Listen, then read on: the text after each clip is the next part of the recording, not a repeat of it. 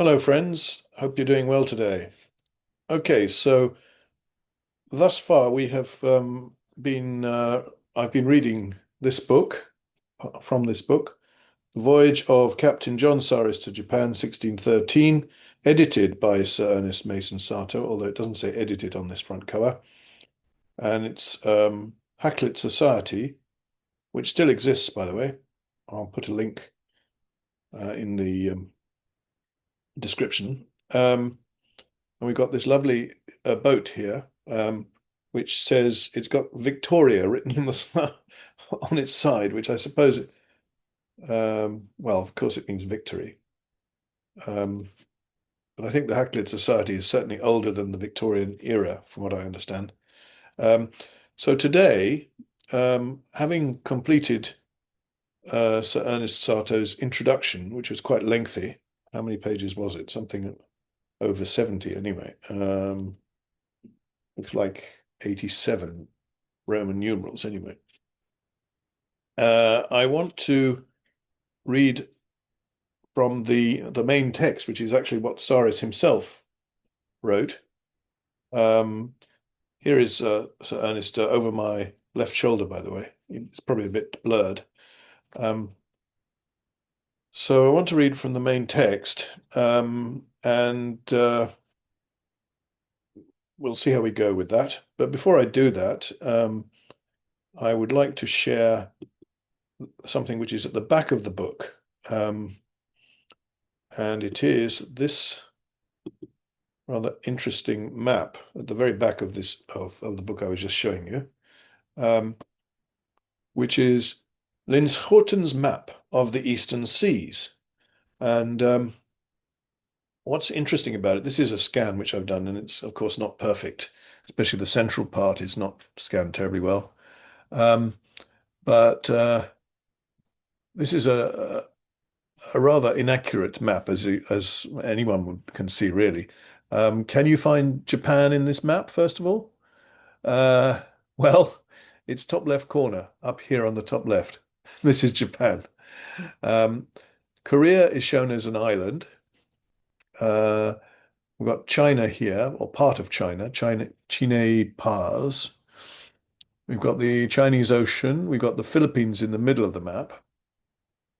Unfortunately, that bit's not very well done. We've got Siam, if I just go a bit larger there, Siam, and Cambodia is next to Siam there. And we've got Borneo. We've got the larger island of Java, Java Mayor. We've actually got Bantam here, if you can see that. That's where my cursor is now. Which was a kind of staging post on the way to Japan. And we've got Sumatra. What's this beach? I don't know. I have no idea. Could it be part of Australia? I have no idea. Um, and we've got the smaller island of Java, Java Minor, Timor, and so on. So there are lots of places on the map, but they're a little bit out in terms of the actual geography, as you can no doubt see. Well, anyway, it says it was Linschoten's map, and so therefore, who was Linschoten? And just briefly, before we get into the main point, which is Saris's journal, I want to show you something about Linschoten. So let me just find that in. It's actually, there's a Wikipedia article about him. His full name, Jan Hōin van Linschoten.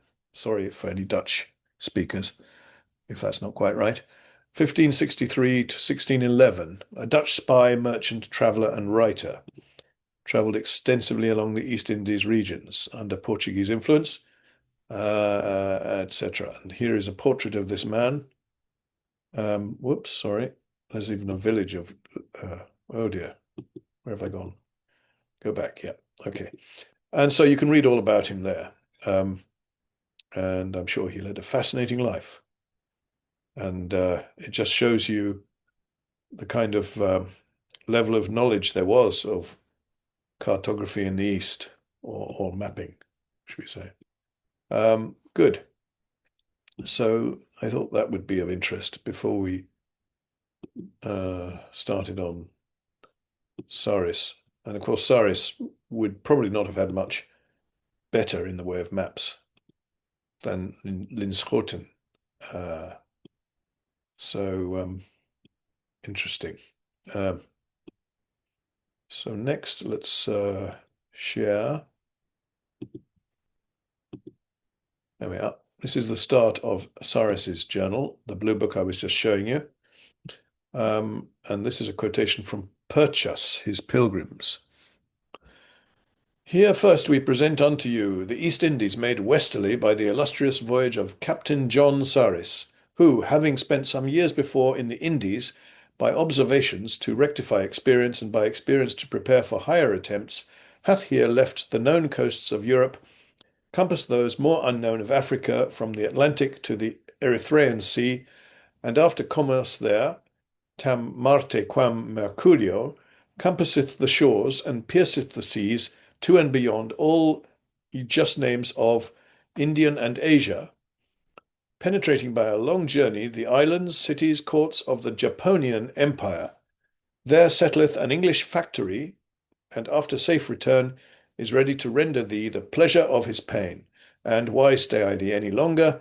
By a more pleasant discursive way to discover to thee, reveal to you, the rarities of that discovery, and by hand, by the eyes, to lead thee alongst with him all the way. Jolly good. So this is Purchas introducing Saris's journal of his voyage to Japan in 1613. And as I've said on many occasions already, factory is not a factory as we understand the term. It is a trading outpost in this case. Quite important to know that, I think. All right, so what I'm going to do that is read a couple of pages of the start of the journal and then skip to the point where he gets to Hirado in Japan, because I think that's of the greatest interest to us. And noting how Sir Ernest Satow provides footnotes along the way, which are in some cases very extensive indeed. Okay, so the voyage of Captain John Saris to Japan, 1612 to 1613. So that's interesting. It started in 1612. So here we go. January 14th, 1612. The 14th in the morning, we weighed out of the road of Bantam for Japan. That's in Java, or Java Major, the greater island of Java, as we've just seen from Linschoten's map. Having taken in here for that place 700 sacks pepper for a trial there. Okay, so trying to sell pepper in Japan. My company, 81 persons, viz. 74 English, 1 Spanish, 1 Japanese, 1 Japan, and 5 Swarts. God Almighty send them health and be our protector. I send Mr. Cox to buy a treble voile and a tabor and pipe on board the trade. Cost 7 reals 8. Now then, let's take a look at Sir Ernest Satow's meticulous footnotes here. So for number 1, 1612, i.e. 1612 to 1613, as the year then began on March 25th.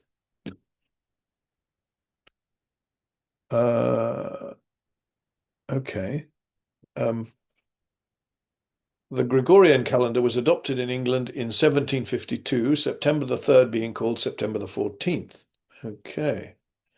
All right, so at this point, it's the Julian calendar.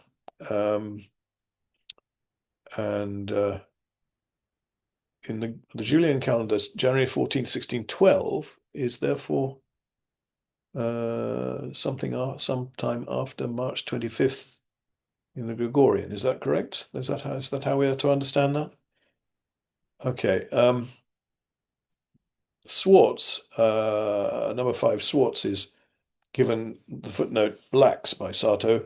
Of course, there's the German Schwarz, which means black. All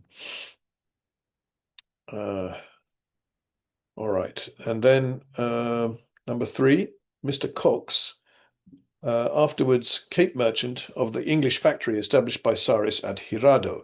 His diary, edited by Sir E. Maund Thompson, has been published by the Hakluyt Society. Okay, so this is Mr. Richard Cox. Quite interesting to see Sir Ernest Satow's notes, see what he found of interest to comment on. So a treble voyal is a viol or fiddle. And the trade is the trade's increase.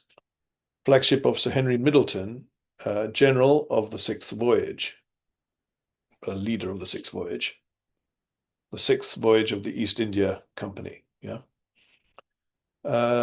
Number 6, it should be read, the cost should be read 7 reals of 8. That is, 7 pieces of 8 reals equals $7. The Spanish dollar was valued at 3 shillings and sixpence or 4 shillings sterling according to circumstances. Oh, this is a bit of a weights and measures issue, isn't it? According to circumstances sounds a little bit vague, but there we are. So let's go on to the next page. I gave the Hector and Thomas 15 pieces at parting and was answered with 13 out of the Hector, 11 out of the Thomas. Sounds like cannon shots from salutes, maybe. I'm not sure. Could that be so? Are these ship names? Allowance, sack and biscuit, 2 meals beef. The 15th of January, in the morning, before day, we weighed, little wind at west, and hailing into 14 fathoms, we steered east by south and east-southeast, leaving Pulu-Laku on our starboard side and 11 or 12 on our larboard side, our depth from 14 to 10 fathoms, going within 2 hands, which lieth to the eastwards of Pulu-Laku aforesaid. And in the fairway there lieth a shoal which hath not above 6 foot, one on the top, that's on the top of it, isn't it? Not one the top of it, and is not above half a cable's length long every way, and hard aboard it is 10 fathoms, and the next cast aground, as by experience, for here we lay 3 hours, beating with a reasonable stiff gale, but by God's providence and the willing endeavours of my company in this great extremity we got her off, the ship that is, but sprung a leak that for all night and till 10 of the clock the next day at noon we continued pumping, every man but myself taking his turn, I think, and all no more than to keep it from increasing. To my great sorrow, doubting that perforce I must have put back to Bantam, fearing that I might have to return to Bantam, to the overthrow of my men and voyage for Japan. But through the mercies of God and the carpenter's diligence, it was found out and made thight. This is the leak, I think, was found and repaired. God make me forever thankful and deliver us from the like. And to go clear of this shoal, keep close to the hands, for the main is shoal. And to go with it is to keep Pulu-Laku, which you leave on your starboard side, and the high east land of the outer point of Java called Palembang. All right, so first of all, number 1 is hauling. So that's hailing was hauling, yes. Okay, footnotes we're looking at now. And number 2, so Pulo-Laki or Menchenetas Island, Menchenetas Island, Valentin, Oud en Nov Oost-Indien. So that's Dutch, yeah. And then number 3, footnote number 3, made, thight was in fact tight. Okay, I see, right. I see, that's very helpful. Thank you, Sir Ernest. And Palembang is probably Mount Palembang, also known as Sangabuana. Eastern Archipelago, Part 2, page 108. Okay, so this is just 2 pages we've done, but it gives us an idea of how Satow rather helpfully annotates Saris. And I'm impressed with that. It's very good. But what I want to do now, which you can do easily enough with the PDF, of course, is jump to when he's getting near to Japan. So it's about page 79 in the PDF. So here we go. Yeah, so we're in the 10th of June. Yeah. Excuse me. The 10th of June in the morning, break of day, the outwardmost land to the westward did bear north by east 10 leagues of wind at northeast by north. At 9 a gale south. We steered north by west and had sight of 2 hommocks without the point. Then we steered north-northwest, and soon after came 4 great fisher boats aboard, who told us that we were thwart the going into Nagasaki. That'd be Nagasaki, won't it? Interesting. It bearing north-northeast, and the Straits of Arima northeast by north. And the high hill we did see yesterday is upon the island called Zideke, which maketh the Straits of Arima. Sorry. Whoops, I've gone too far. Where am I now? Oh, sorry. Go back. 79. I've lost the page. Low. Anyway, the Straits of Arima, where at the northernmost end is good riding, and at the south end is the going into Kochinoch. Interesting. What's that? So Ernest will tell us in a minute. To this noun we have made a north way 6 leagues. Noun? Maybe town? I don't know. I gave order to the master and purser to agree with 2 of the masters of the fisher boats to pilot us into Ferrando. That's Hirado. I know that. And by the way, this is all transcription from handwritten journal, I think. Or is it? Obviously, the journal was originally handwritten. Trying to remember whether this could have come from the India office copy, which would well, anyway, they didn't have typewriters, did they? So, right, to this noun we have made a north way 6 leagues. Okay, into Ferrando, Hirado, who concluded for 30 reals and rice for their diet. And after there, people entered the ship and labored very willingly at all work our people were about. We steered north by west, the pilots making account to be 30 leagues of Ferrando. One of the 4 boats which came aboard me was belonging to the Portingales, the Portuguese, at Langasaki, probably Nagasaki, I suppose, and were new Christians, thinking we had been the Macau ship, Macau, Hong Kong, Macau, but finding the contrary, would upon no entreaty stay, but made haste to advise them. Okay, so number 1, let's take a look at that. Yeah, Arima, okay, A-R-E-M-A in the original by Saris, and for Satow, it's the Straits of Arima, A-R-I-M-A, between Shimoshima and the peninsula of Shimabara. Okay, number 2 is what I couldn't read. Usidike is Usezaki, the northwest point of Shimoshima, on a peninsula which might easily be mistaken for an island. And then Kochinoch was Kuchinotsu, a port on the southeast of the peninsula of Shimabara. I don't live so far away from all these places. Perhaps I should go and have a look at these places. Number 4 is, as I think I said, Hirado. Ferrando is Hirado. In West Japan, H before I is pronounced F, and N is inserted before D. I see. Okay. That's very interesting. Well, I don't think it's true now, but it probably was then, yes. No doubt. And then number 5, the pilots making a count to be 30 leagues of Ferrando off, I think that is. The point where they picked up the Japanese fishermen is about 45 nautical miles south of Hirado. Okay. And number 5, Langasake, the same as Nagasaki, of which it seems to be a Chinese corruption, similar to Liampo, which is found in the early navigators for Ningpo. Okay. Right, interesting. And then, as I correctly identified, the number 7 is Macau. He's just put a one-word note there to confirm what I suspected. Oops. All right, so let's move on to the next page. And I won't read very much of this because there's so much of it, but it gives you an idea of the original and also of Sir Ernest Satow's annotations.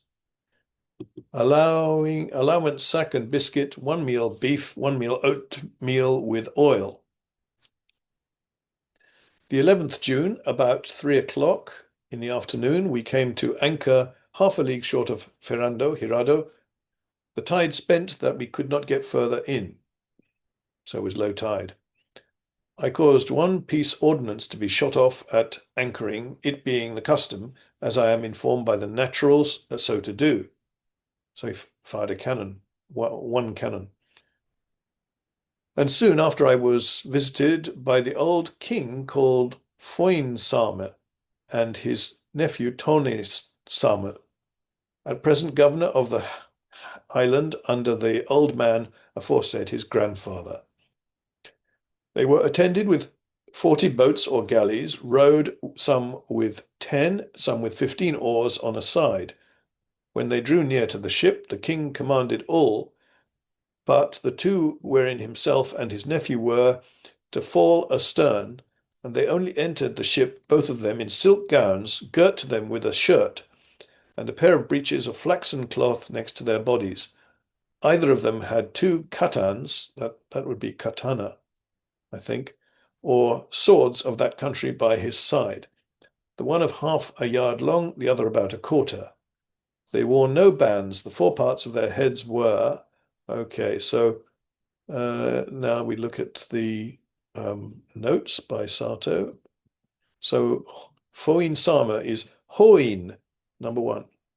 Hōin was a monkish title borne by Matsura Shigenobu, the daimyo or baron of Hirado and Iki islands. He succeeded his father in 1584 and took orders as a Buddhist monk in 1589. It was a common practice for emperors, shoguns, and daimyos to shave their heads and become nominal monks, retiring ostensibly from public life, thus avoiding the irksome ceremonial which belonged to their rank, while continuing, in many, if not most cases, to exercise the same authority as before. Okay. This is the institution known as Inkyo, living hidden. That's the kanji for living and hidden, to students of Japanese history and sociology. Sometimes Inkyo was imposed as a penalty for political opposition to the government. Hōin, even after shaving his head, held a command in the army which invaded Korea under the leadership of Konishi Yukinaga and served actively for 7 years from 1592 to 1598. He died in 1614 at the age of 65. His son, Hisanobu, having predeceased him in 1602, he was succeeded by his grandson, Takanobu, mentioned in Saris's journal as the young king. I think we've just seen that, have we not? Did we just read that? It was his nephew, Tone-sama. Well, that's the next footnote. All right. The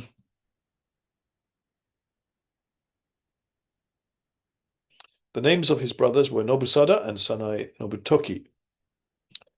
All right. Number 2, where it's talking about his nephew, Hōin-sama and his nephew Tone-sama.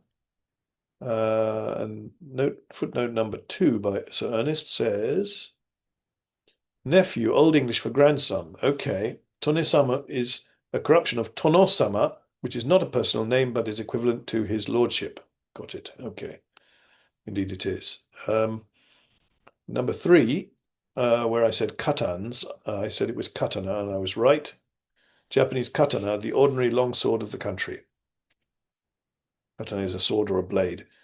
All right, so let's see, we'll just go on a little bit more with this. They wore no bands. The forepart of their heads were shaven to the crown, and the rest of their hair, which was very long, was gathered together and bound up on a knot behind, wearing neither hat nor turban, but bareheaded. The king was aged about 72 years. His nephew or grandchild that governed under him was about 22 years old, and either of them had his governor with him who had command over their slaves as they appointed him. Their manner and courtesy in saluting was after their manner, which is this. First, in presence of him whom they are to salute, they put off their shoes, stockings they wear none, and then clapping their right hand within their left, they put them down towards their knees, and so, wagging or moving of their hands a little to and fro, they stooping, step with small steps, sidling from the party saluted, and cry, "Oh, oh." I led them into my cabin, where I had prepared a banquet for them and a good consort of music, which much delighted them. They bade me welcome with promise of kind and free entertainment. I delivered him the King's Majesty's letter, which he received with great joy, saying he would not open it till Anj came. That's the Japanese word Anjin, considerer of the needle. This is this note down at the bottom. Anj came who could interpret it unto him, which Anj in their language is pilot, and meant Mr. Adams, William Adams, who is here so called, for that he came pilot of a Fleming into this country, which, that's a Dutch ship, which ship was here ruined, yes. And there's a note by Sir Ernest about that, of course, as you'd expect. In lieu of this, Purchas has, being one William Adams, an Englishman, who, passing with a Fleming through the South Sea by mutiny and disorder of the mariners, he remained in that country and was seized upon by the emperor about 12 years before. Trying to think, was that the ship named the Clove, which was shipwrecked? I think it was, but all right. I entertained His Majesty with a banquet of several sorts, conserves furnished all in glass, which gave him great content, and had a consort of good music, wherein he took great pleasure. And at his departure, okay, so great, we've got Matsura Hōin, ex-daimyo of Hirado here. This, I think, must have been inserted by Satow, perhaps. Very fine, even though it's black and white. Let's go back to let's go to the end of this entry, shall we? And at his departure, oh, there's a blank page there. Gave him 13 pieces ordnance, 13 cannon salute, I suppose that is, and 5 at the governor's brother's departure. He was no sooner ashore, but all his nobility, attended with a multitude of soldiers, entered the ship. Every man of worth brought his present with him, some venison, some wild fowl, some wild boar, the largest and fattest that ever any of us had seen, some fruits, fish, etc. They did much admire our ship, and made as if they had never seen it sufficiently. We being pestered with the number of these visitors, I sent to the king, requesting him that order might be taken to remove them, and to prevent all inconveniences that might happen. Whereupon he sent a guardian, being a principal man of his own guard, with charge to remain, and lie aboard, that no injury might be offered unto us, and caused a proclamation to be made in the town to the same effect. And presently after came one Brouwer, captain of the Dutch factory here ashore, to visit me, or rather to see what passed between the king and us. I used him, the king being the daimyo, yeah. I used him kindly and entreated him to supper, and at departure gave him 5 pieces of ordnance, 5 cannon salute.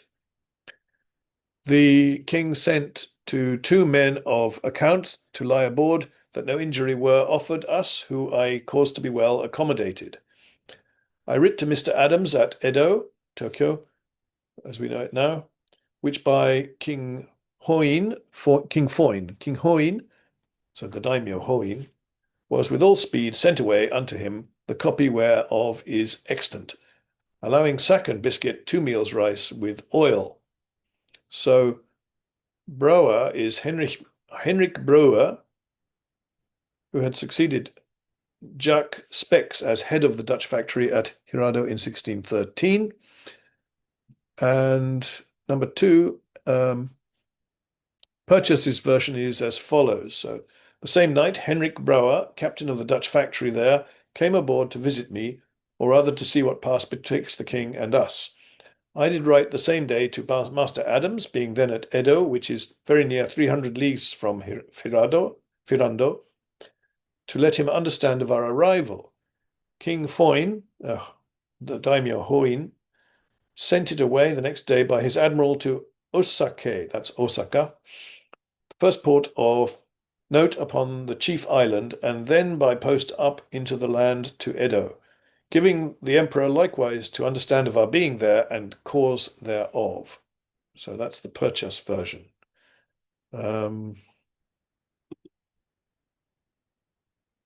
Okay, is that the end of the 11th? Was that the 11th of June, was it? Yes. So in fact, we've just come to the end, I think, of one day. The 12th of June in the morning was brought aboard such abundance of fish and so cheap as we would desire. We weighed and set sail for the road. All right, so I think I'm going to stop here. I don't see much point in trying to read the whole thing, or, well, the whole thing would take hours and hours. But I think what I've managed to do here, or what has happened here, is that you've got a flavor of Saris and also some understanding of the careful annotations which Ernest Satow provided. And I think that is fairly interesting and useful, and I've certainly learned something from it myself. Having worked annotating Satow's own diaries, it's quite interesting to see him doing the same process on somebody else, or somebody else's journal. Robert Morton and I annotated Satow's journals or diaries for the period 1862 to 1869 and published them.